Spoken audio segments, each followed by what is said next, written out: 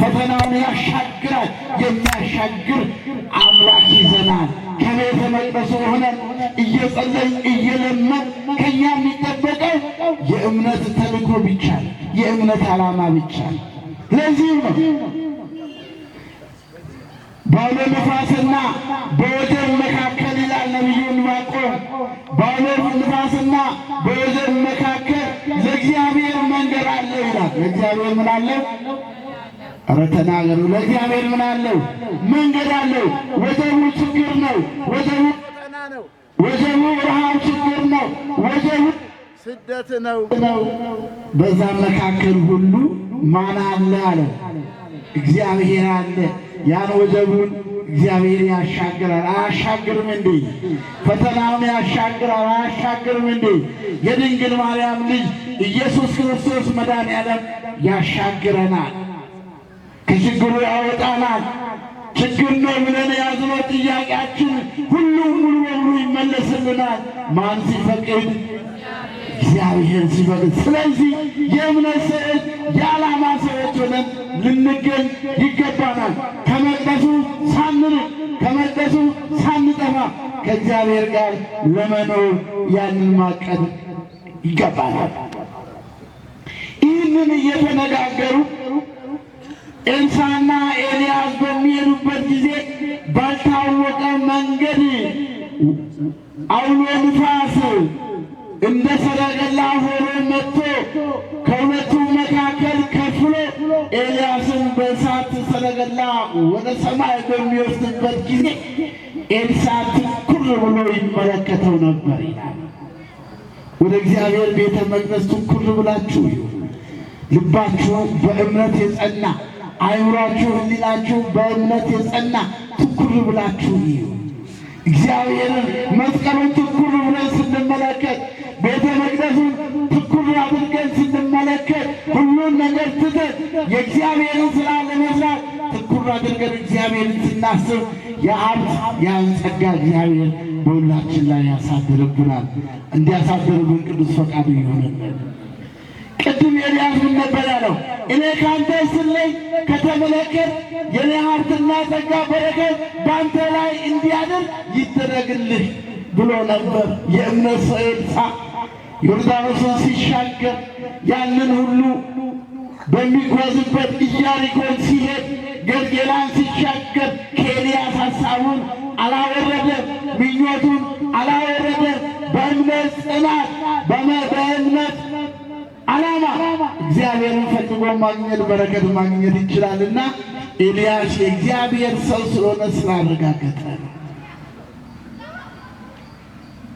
እነ አክዓብ ሲያሳድዱ እነ ኤልዛቤል ሲያሳድዱ በዛ በስደት ጊዜ ሕይወቱን እግዚአብሔር ጠብቆ በመላእክት አንደበት እየተመሰገነ እየተመገበ ኤልያስ ሕይወቱን ሁሉ በዚህ ያቆየ ስለሆነ የእግዚአብሔር ስሙን ስላረጋገጠ የዛ ሀብቱን የዛ ጸጋ በረከቱን ተመኘ። በእምነት መመኘት ትልቅ ሀብት አለው፣ ጸጋ አለ። በዚህን ጊዜ ሰረገላው በሚወስድበት ጊዜ ኤልሳዕ ትኩር ብሎ ሰረገላውን እየተመለከተ እንዲህ እያለ ጮኸ ይላል። አባቴ አባቴ ሆይ የእስራኤል ሰረገላና ሰረገላዎች ሁሉ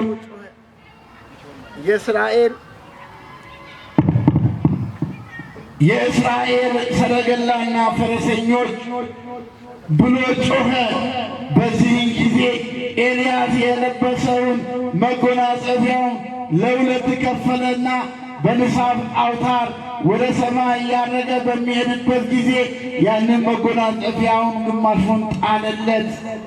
ያን መጎናጸፊያ የእምነት ሰው የሆነው ኤልሳዕ አገኘ። ምንም ተሻግሮ ዮርዳኖስን ተሻግሮ ከሄደ በኋላ ነው ወደ በሰረገላው ያረገው። የዮርዳኖስ ወንዝ ሞልቶ ነበር። የዮርዳኖስ ወንዝ ሞልቶ ነበር።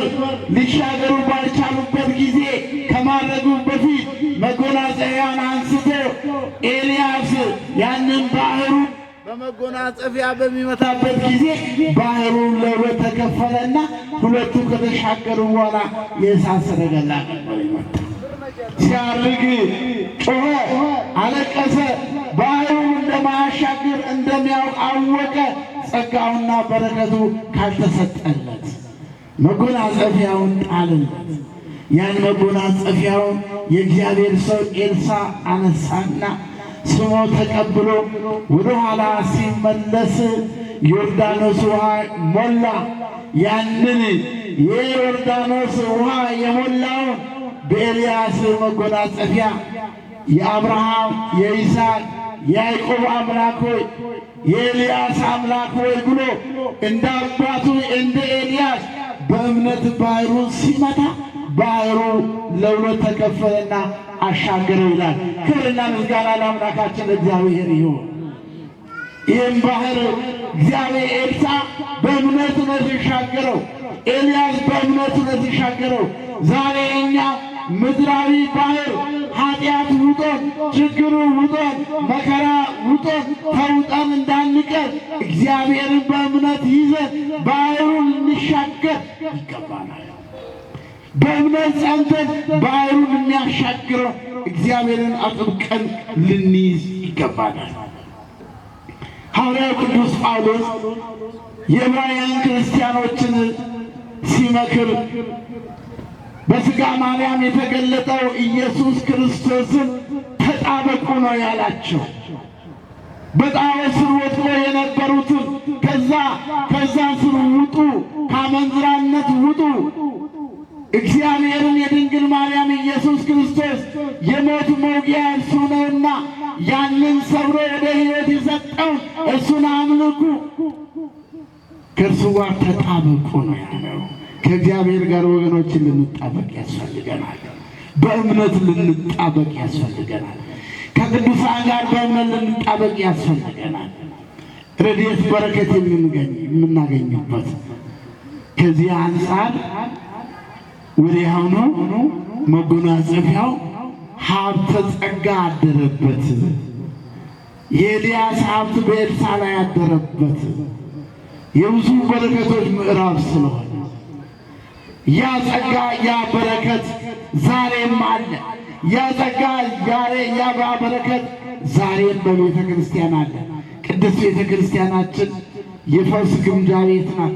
የጸጋ ግምጃ ቤት ናት። በዓላማና በእምነት ከጸንተን ከተገኘን የሁሉ ሀብቱ ጸጋው በእኛ ላይ ያድርብናል። ስለዚህ ከእኛ ምን ይጠበቃል? ከእኛ ምን ይጠበቃል? ሦስት ነገሮችን ልናውቅ ይገባናል። አንደኛ በሃይማኖት በክርስትና ልንጸና ይገባናል። በምን ልንጸና ይገባናል? ኧረ ተናገሩ። በምን ልንጸና ይገባናል?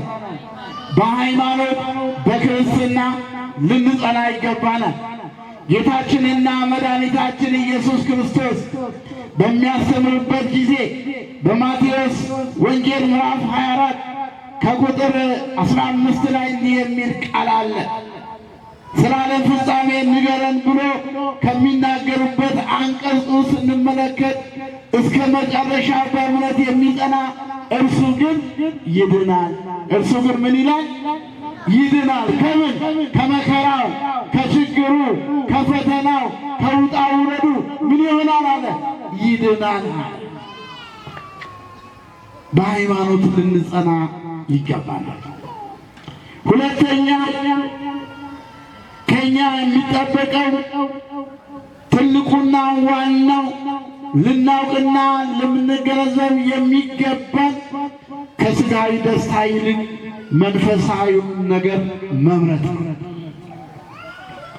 ከሥጋዊ ደስታ ይልቅ መንፈሳዊነትን ምን ማድረግ ነው? መምረጥ ነው። ሥጋዊ ደስታ ኃላፊ ነው። ሥጋዊ ስልጣን ኃላፊ ነው። ሥጋዊ አመለካከት ኃላፊ ነው። በዕድሜ የሚገደብ ነው። በቀን የሚገደብ ነው። ያለ ዕድሜ ያለ ቀን ሳይገደብ ለዘላለም መኖር የምንችለው መንፈሳዊውን ዓለም መንፈሳዊውን አገልግሎት ስንወድና ስንመርጥ ብቻ ነው። ለዚህም ነው ጌታችን መድኃኒታችን ኢየሱስ ክርስቶስ በማቴዎስ ወንጌል ምዕራፍ 19 ከቁጥር 26 ላይ እንዲህ የሚል ቃል አስቀምጧል። ሰው ዓለሙን ሁሉ ቢያተርፍ ነፍሱን ግን ቢበድል ምን ይጠቅመዋል? ዓለሙን ሁሉ ቢገዛ ቢነዳ ባለሀብት ቢሆን ባለስልጣን ቢሆን ባለ ብዙ ወገን ቢሆን በዛ ተመክቶ ቢኖር ነፍሱን ግን ካልጠቀመ ለነፍሱ ግን ካልራራ ለነፍሱ ግን የሚያስፈልገውን በጎ ስራ ካልሰራ በሃይማኖት ካልኖረ በጾምና በጸሎት ተወስኖ ካልኖረ ንስሐ ካልገባ ሥጋውን ደሙን ካልተቀበለ ነፍሱን ቢበድል ምን ይጠቅመዋል? የሚጠቅመን የነፍሳችንን ስራ ስንሰራ። የነፍስ ስራ ጾም ነው። የነፍስ ስራ ስግደት ነው። የነፍስ ስራ አምልኮ ነው። የነፍስ ስራ ንስሐ መግባት ነው። የነፍስ ስራ ከእግዚአብሔር ጋር መጣበቅ ነው። የነፍስ ስራ በቤተ መቅደሱ ተገኝቶ ቅዳሴ ማስቀደስ ነው። የቅዳሴውን ጸበሉ መጠጣት ነው። ቅዱስ ሥጋውን ክቡር ደሙን መቀበል ነው። ይህ ዘላለማዊ ሕይወት ስለሆነ እርሱም በወንጌል አስተምሯል። በዮሐንስ ወንጌል ምዕራፍ 6 ከቁጥር 54 ላይ እንዲህ የሚል ቃል አስቀምጧል። ሥጋዬን የበላ ደሜን የጠጣ የዘላለም ሕይወት አለው። የዘላለም ምን ሕይወት? የዘላለም ነው ያለው። የተገደበ አይደለም፣ የተቆጠረ አይደለም። ለዘላለም በመንግስቱ ጸንተን የምንኖርበት ሕይወት የምናገኘው ሥጋውን ደሙን አማናዊ መሆኑን ተቀብለን አምነን በእምነት ስንጸና ነው። እንድንጸና ቅዱስ እግዚአብሔር ሁላችንም ይርዳል። ሦስተኛውና የመጨረሻው የሚበልጠውን ዋጋና ክብር ማየት ነው አለ። ምን የሚሆነው? የሚበልጠውን። አያችሁ፣ ከእግዚአብሔር ጋር መኖር ከሁሉ ነገር የሚበልጥ ነው፣ የተሻለ ነው። የሚሻር የሚለወጥ የለም፣ ዘላለማዊ ነው። ከእግዚአብሔር ርቀን የምናተርፈው ነገር ሁሉ ኪሳራ ነው። በሥጋ ብንኖር የሥጋ ጊዜና ዕድሜ ይገደባል። ከእግዚአብሔር ጋር ስንኖር ያለ ገደብ ደግሞ ዘላለማዊና ሕይወት ክብር የምናገኝበት ሕይወት እናገኛለን። ስለዚህ ንጉሥ ዳዊት በኃጥአን ድንኳን ከምጣል በኃጥአን ድንኳን ከመቀመጥ በቤት መጣል ይሻለኛል። አያችሁ፣ የኃጥአን ድንኳን ሞት አለበት። በኃጥአን ድንኳን በሽታ አለበት። ከእግዚአብሔር ጋር መኖር አይቻልም። የዲያብሎስ ልጅ መሆን ነው። ከእግዚአብሔር መንግሥት መራቅ ነው። የኃጥአን ድንኳን እግዚአብሔርን የሚዘባበቱ ዛሬ ብዙዎች አሉ። ለእግዚአብሔር የሚገባውን ስፍራ ላይ የማይገባውን መንገድ የማይገባውን መንፈስ ይዞ የሚሄዱ አሉ።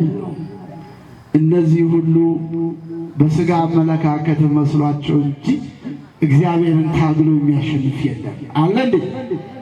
እግዚአብሔርን የቀን ጉዳይ ይሆናል፣ የተወሰነ ጊዜ ጉዳይ ይሆናል። ነገር ግን ያን ሁሉ እግዚአብሔር ታሪክ ይቀይራል፣ ይለውጣል። ይለውጣል አይለውጥም?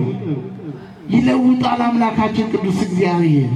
ስለዚህ ቅዱስ ዳዊት በኃጥአን ድንኳን ከመቀመጥ አለ በእግዚአብሔር በቤት ብወድቅ ይሻለኛል፣ ብጣል ይሻለኛል። በእግዚአብሔር ቤት ምን አለ? ምሕረት አለ። በእግዚአብሔር ቤት ቸርነት አለ፣ ፈውስ አለ፣ ይቅርታ አለ። በኃጢአት ወድቀን በንስሐ እንነሳለን። በኃጢአት ተጨማልቀን በንስሐ ፈውስ እናገኛለን፣ ምሕረት እናገኛለን። ፈውስ ያለው ምሕረት ያለው ሌላ ቦታ የለም። በዚህ አማናዊት ቤተ መቅደስ ነው። ክብርና ምስጋና ለአምላካችን ለቅዱስ እግዚአብሔር ይሁን። ይህንን የበለጠውን ክብር አይቶ አለ ዕብራውያን ቅዱስ ጳውሎስ ሲያስተምር የበለጠውን ክብር አይቶ ሙሴ የፈርዖን ልጅ እንዳልባል በእምነት እምቢ አለ። የማን ልጅ እንዳልባል አለ? የፈርዖን ልጅ። ፈርዖን እግዚአብሔርን አያውቅም። የእግዚአብሔር ሐሳብ በውስጡ የለውም። እግዚአብሔርን አያምንም። ቤተ ጣዖትን ነው። ስለዚህ ከፈርዖን ቤት ይልቅ የፈርዖን ልጅ እንዳልባላል ንጉሥ ፈርዖንን ታውቃላችሁ አይደል? የግብፅ ንጉሥ እነ ዮሴፍን ሲያሳድድ እስራኤላውያን ረግጦ ሲገዛ የነበረው ሲያስለቅስ የነበረው እንባ ሲያስፈስስ የነበረው ሲያሳዝን የነበረው ፈርዖን ታሪኩ ጥሩ ስላይደለ ሕይወት ታሪኩ በእግዚአብሔር ዘንድ ጥሩ ስላይደለ እግዚአብሔርን ስለማያውቅ ምን ነበር ያለው? የፈርዖን ልጅ ከምባል አለ። የእግዚአብሔር ልጅነትን መረጠና ያንን በእምነት አለ። በምንድነው? በእምነት አለ። በእምነት እምቢ አለ። የዲያብሎስ ልጅ ከመባል የእግዚአብሔር ልጅ ልባል ይገባኛል አለ። ከዲያብሎስ ቁራኛነት ከዲያብሎሳዊ ሐሳብ እግዚአብሔር ነፃ አውጥቶ በቤተ መቅደሱ በእምነት እግዚአብሔርን እሺ ብለን መከራውን ታግሰን ችግሩን ታግሰን ፈተናውን ታግሰን እግዚአብሔር ያሳልፈናል እያልን እየጠናን ያለነው የዲያብሎስን አሰራር እምቢ ስላለን የእግዚአብሔር ልጅነትን ፈልገን እግዚአብሔርን ለማምለክ እግዚአብሔር ስለፈቀደልን ነው። ስለዚህ እኛም ነቢየ እግዚአብሔር ኤልሳዕ በእውነት እለምንሃለሁ፣ በእውነት በአምላኬ በእግዚአብሔር ስም እምላለሁ እና ካንተ አልለይም እንዳለው እኛ መከራ ቢበዛ ችግር ቢበዛ ፈተና ቢበዛ በሰዎች አመለካከት ሳይሆን እንደ እግዚአብሔር ሐሳብ ሁሉ ነገር ስለሚቀና ሁሉ ነገር ስለሚፈታ በእምነት ፈርዖናውያን እምቢ ብለን በያዝነው ክርስትና ጸንተን መኖር ያስፈልጋልና ጸንተን እንድንኖር ቅዱስ እግዚአብሔር ሁላችንም ይርዳን። የመከረን ያስተማረን አምላካችን እግዚአብሔር ስሙ የተመሰገነ ይሁን። ለዛሬው በዚህ ቆየን። ወስብሐት ለእግዚአብሔር።